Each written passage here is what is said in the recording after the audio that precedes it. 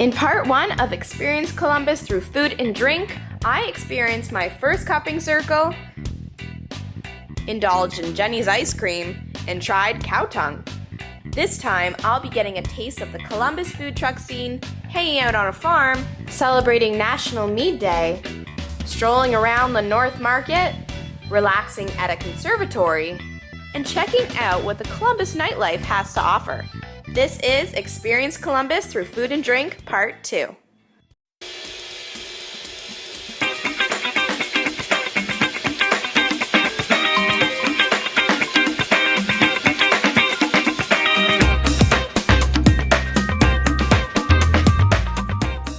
I spent 3 days eating my way across Columbus.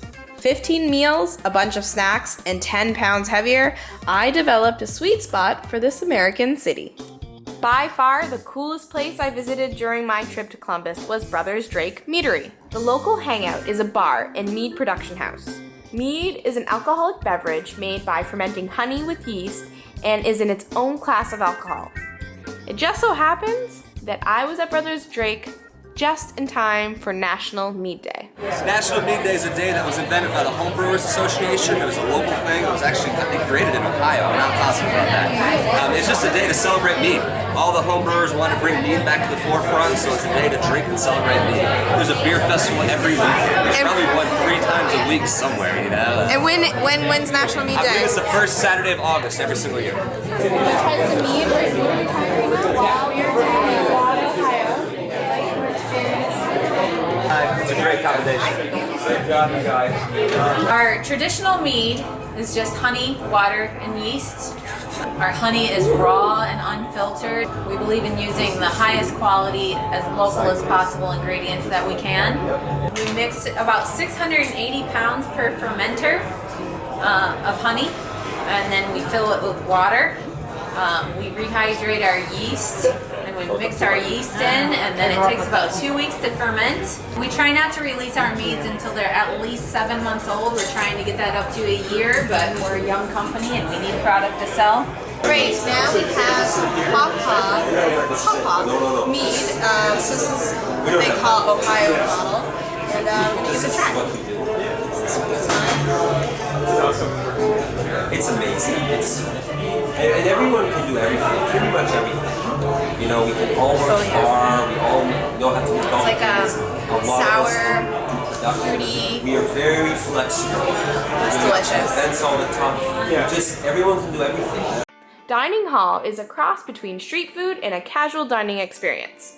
With a rotating roster of food trucks and carts dishing out a variety of cuisine, Columbus has a whole mobile food movement going on that I've never seen anywhere else. Dining hall also provides a cool dining area of industrial charm and community tables and bar seating. I love to shop, especially at markets. That's why North Market and I got along real well. Everything about the experience brought me joy. Just walking around the market and speaking with the store owners was a great experience. However, I couldn't resist splurging a little when I got to North Market Spices. Anyone who enjoys cooking will be overwhelmed with the types of spices you can get here. Alright, so we're at I think my favorite place in the market, Spices, because I love spices. You can do so many things with them. And so I guess we'll smell some hot Hungarian paprika. I'm probably going to burn my nose. Nope. Applewood smoked sea salt. It's amazing. After spending nearly an hour at this one stand, I ended up walking away with some Himalayan sea salt and chipotle apple spice. One of my favorite stops in Columbus was at Jinson Farms. It became an automatic favorite of mine when Val Jurgensen, owner of the farm, said that they are certified organic. Exactly how I like my produce. I basically walked around the farm and bit into whatever looked edible. I also picked my own mint. So this little blue purplish flower that has a bug on it, but that's okay. It's called Barrage, and it's supposed to taste like cucumber, so let's find out.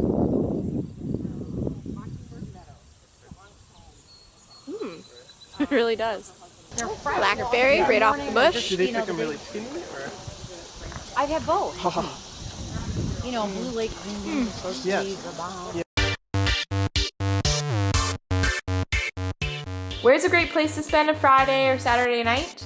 Well, if you like to drink, dance, mingle, eat, and chill out, Double Happiness may be the spot for you. The DJ spins a variety of music, and the bartender can mix up whatever drink your heart desires. Don't miss out on the chance to try the amazing yakitori, which is grilled marinated meat and veg skewers. Alright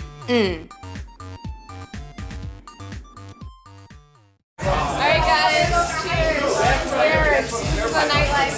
How are you doing a Saturday night in Columbus, Ohio? Saturday. You drink gin and tonic. Dance! Let's see it. Oh yeah. Franklin Park Conservatory and Botanical Garden is a great place to spend the morning or an afternoon. Within its 88 acres, the conservatory houses 400 species of plants from a variety of global climate zones. It is surrounded by botanical gardens and floral displays that made me feel calm and blissful. I don't know about you, but after all of the eating, drinking, shopping, and partying, there's nothing like spending some time relaxing in a garden. I'm very, very relaxed right now. And usually you see me pretty energetic, but this is as energetic as I'm gonna get. Yep. Overall, I really enjoyed my trip to Columbus, Ohio. Needless to say that I was not hungry for a week afterwards, and the gym started to see a lot more of me. Have you been to Columbus? What are your thoughts on this American city?